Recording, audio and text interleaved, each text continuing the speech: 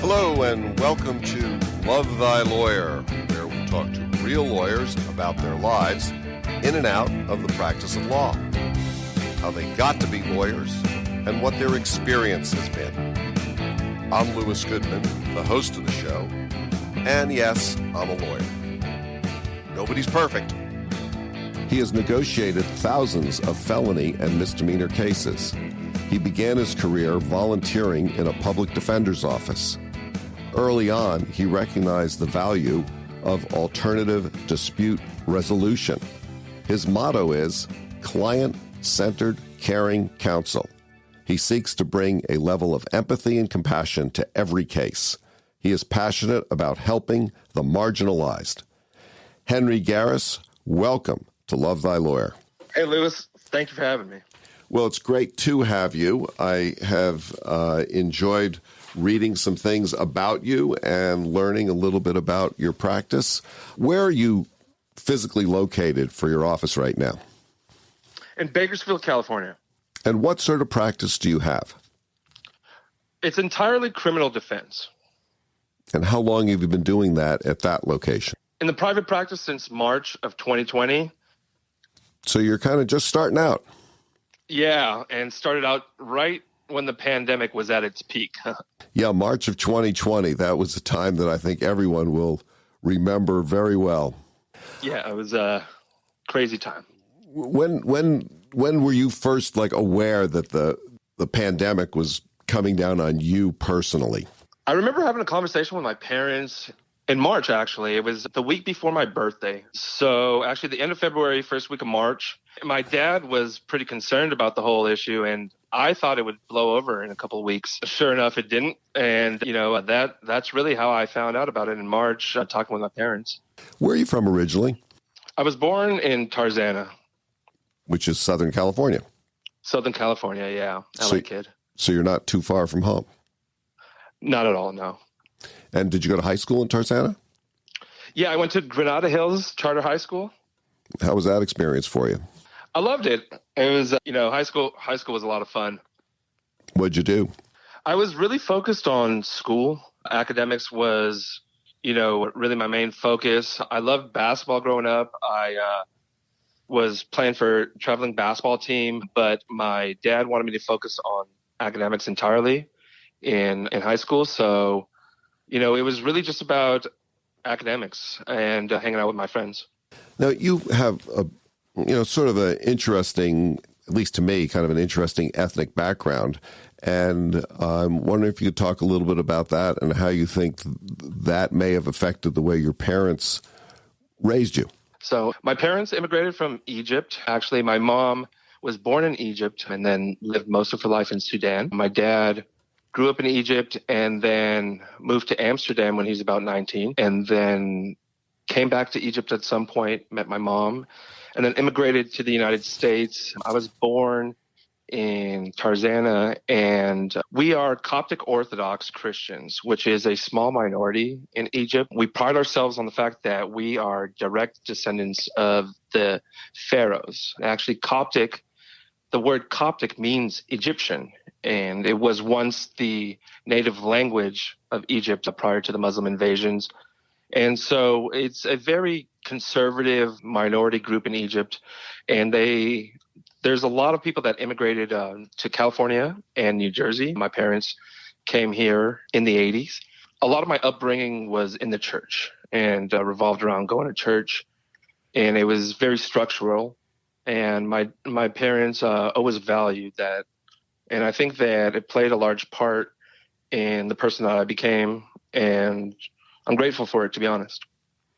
So you graduated from high school in Tarzana, and where'd you go to college? I went to UC Riverside. How was your experience once you got to UC Riverside? Did you find it different than being in high school, and in what way? Yeah, it was UC Riverside was some of the best years of my life, and it was very different than anything I had experienced up until that point because I grew up in such a structural environment, and actually I didn't have a driver's license until I was 18 and could afford a car. And so once I got to college, it was my first time living away from home, and having to deal with the responsibilities, but also having the freedom to, just explore the world. So what did you study there at UC Riverside? Any specific academic curriculum? Yeah, I majored in history, and it wasn't a minor, but it was in addition to the major, it was law and society. After you graduated from UC Riverside, you ultimately went to law school. Did you go directly to law school, or did you take some time off? I went directly to law school. I graduated in 2012. When did you start thinking about being a lawyer and start thinking, well, I really would like to go to law school, and why? I think it was my sophomore year. I had a history teacher who was also the government and econ teacher. We had a debate, and it was a group debate. There were three of us.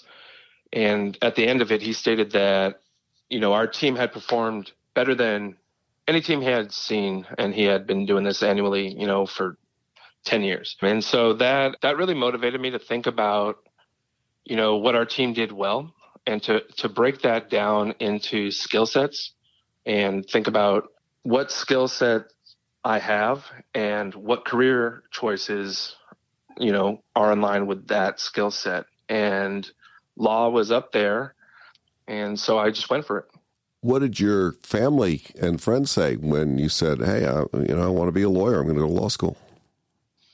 Well, it's funny because as a Coptic Orthodox Christian, as a Coptic, first generation, we always joke around with each other at church that, we have three options: doctor, lawyer, engineer, doctor, lawyer, engineer.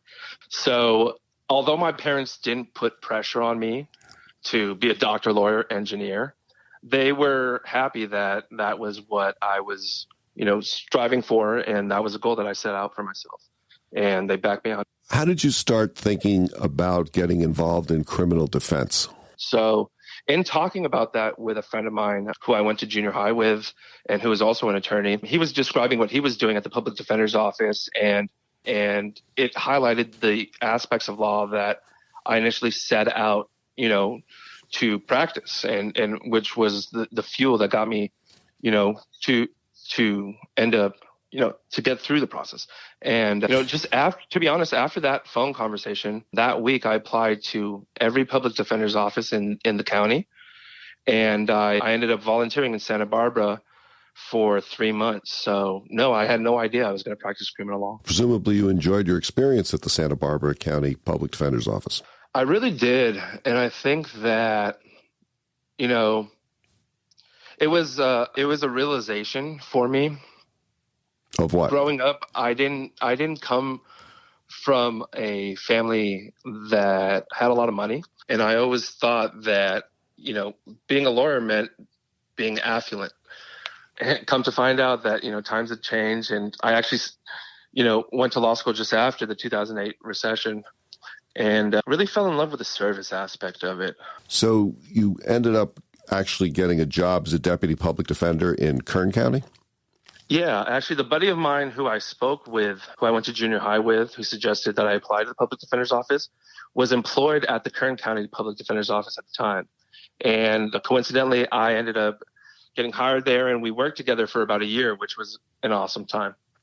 When did you decide to go out on your own? After about a year and a half at the public defender's office, I had an opportunity, and I just jumped on it. What do you really like about practicing law? I think that it's a unique opportunity to help people in a way that I never thought I could. It's interesting to me because before meeting a client, or when you initially meet a client, that this person's a complete stranger to you. But, in the criminal setting, they're coming to you with such an intimate set of circumstances. Sometimes have lost their liberty. They're in custody. They are, facing the prospect that oftentimes is looming over them and clouding their hope, and they're looking to you for answers, for assurance, for hope, for guidance, and for results. Yeah, as criminal practitioners, we really meet people at some of the worst moments of their lives, don't we? Absolutely. And I think that, like you mentioned in some of your other podcasts, a lot of the subtleties in law also venture into psychology and social work. And I think that even the subtlest things like kneeling, sometimes I have clients in custody that are sitting in the court benches.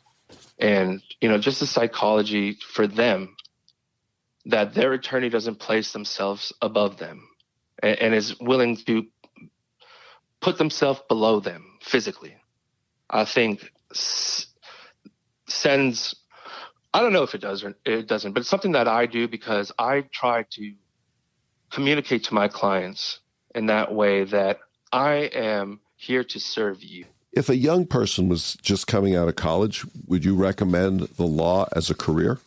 Well, sure. I mean, I think it depends on the person. I think that, with technology advancing so quickly and with, the rise of cryptocurrency and things like that, with the rise of e-gaming and all these other markets that didn't exist when I was going to school, I think it deserves some other consideration just because it's not an easy profession. And it's not easy in terms of the consumption of your time and the stress and also, the energy that you have to devote in order to be effective. And I think that if you're not passionate about it, if you're not the type of person that can endure setbacks and keep going, it may not be for you, and that's perfectly fine. What about the business of practicing law now that you've gone and opened your own firm and you're working law practice as a business? How has that gone for you, and how's that met or differed from your expectations about it? Well, I'm actually grateful to Pepperdine, and they offered a class called, I think it was called Law Practice Management and Business Development. And it may have been the most useful class I took in law school. Tell me a little bit about that, because I'm really fascinated by the notion that law schools rarely teach that subject. And it's interesting to say it's like one of the best classes that you took. So let's talk about that a little bit. Yeah, absolutely. It was taught by an adjunct professor who had his own practice, started his own practice. I think pretty soon after graduating law school, I think he practiced for about 5 years in the civil world and then started his own firm. A lot of the things that I picked up in that class were useful. For example, utilizing virtual offices, utilizing technology. Clients really don't care where your office is, especially in a criminal setting. A lot of times you are visiting your clients in the jail. So there were a lot of useful tidbits that I learned, and those things were a result of years of experience and making mistakes. So I found it to be extremely useful. They also focused a lot on, building a brand and marketing that it's really about brand identification and being consistent in that, which was valuable to me in starting the firm. What do you think's the best advice you've ever received? The best advice I received was actually during my law school orientation by a gentleman named Jack White. It was 3-pronged. I never forgot it. He said, remember, people are always watching. Do things for others before you need them done for yourself. And remember the people who got you here. And that's, I think, the best advice I ever received. What, if anything, would you change about the way the legal system works? My focus and my passion right now, my goals starting off is to inject empathy into the legal system, especially in the criminal setting. Do you think the legal system's fair? No, unfortunately, I don't. I don't think that it's fair at all. I think that there are various agencies or parties at play that have interests, and those interests are contrary to the intent of how the system was designed to operate, and contrary to the Constitution. And so I don't think that criminal defendants really ever start off on an equal footing. Oftentimes, even in terms of sentencing, I think that a lot of times prior convictions that stem from the prosecutor overcharging, and a young defendant accepting a gang enhancement or something, No, I don't think it's fair. Let me shift gears here a little bit.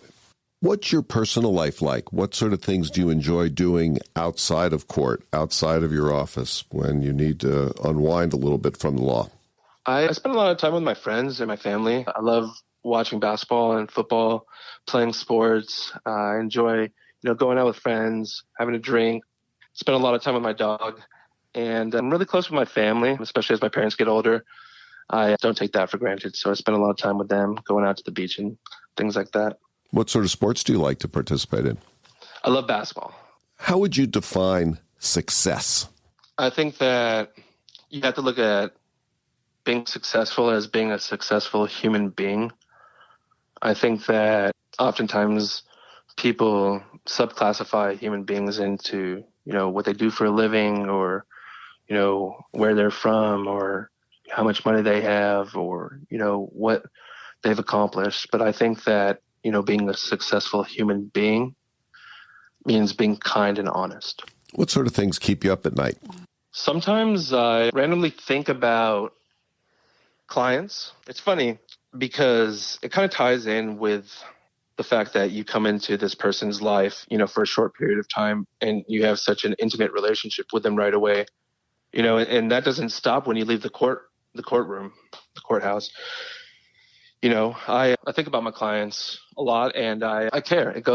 I really care, which goes in line with the slogan, client-centered care and counsel. Let's say you came into some real money, a few $1 billion, $3-4 billion. What, if anything, would you do differently in your life? To be honest, I don't know if I would keep practicing law, but I would use money to draw attention to the areas where I think there needs to be systematic change. And I would spend the resources to draw media attention to highlight those, especially in counties that are overlooked or that don't have the same media attention or influence. Let's say you had a magic wand. There was one thing in the world that you could change in the legal world or otherwise. What would that be? Empathy. Just injecting some empathy into the legal system. Let's say you had 60 seconds on the Super Bowl. You got a Super Bowl ad, 1 minute on the Super Bowl. What message would you like to put out to the world where a lot of people were listening, a lot of people would hear what you had to say? What message would that be? Every day in the morning when you wake up, you're the only person that's waking up in your life. And you may think to yourself, what do I have to do today? But throughout the course of the day, you will do certain things, more than likely. You certainly will breathe. If you're fortunate enough, you will eat and drink water. And you will wake up with the intent to be happy.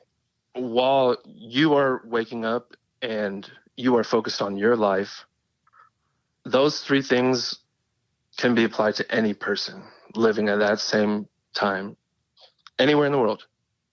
And if you remember that we're all the same in the sense that we all want to be happy, we all need to breathe to survive, we all need to eat and drink water, and you remember that, even at the back of your mind during the course of every day, then it'll be easier to live a life where you love and you're able to empathize with people.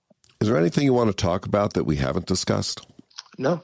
Henry, if someone wants to get a hold of you to find out what's going on with the legal system in Kern County, or to retain you, or to just talk to you about some things, what's the best way to get in touch?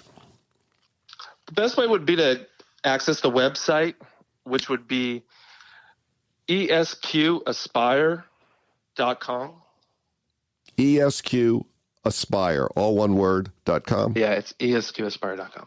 Very well, and we'll have that in the show notes as well. Henry Gereis, thank you so much for joining me today on the Love Thy Lawyer podcast. It's been a pleasure to talk to you. Louis, thank you for having me on. It has been a pleasure. That's it for today's episode of Love Thy Lawyer. If you enjoyed listening, please share it with a friend and subscribe to the podcast. If you have comments or suggestions, send me an email. I promise I'll respond. Take a look at our website at lovethylawyer.com, where you can find all of our episodes, transcripts, photographs, and information. Thanks as always to my guests who share their wisdom, and to Joel Katz for music, Brian Matheson for technical support, and Tracy Carter. I'm Louis Goodman.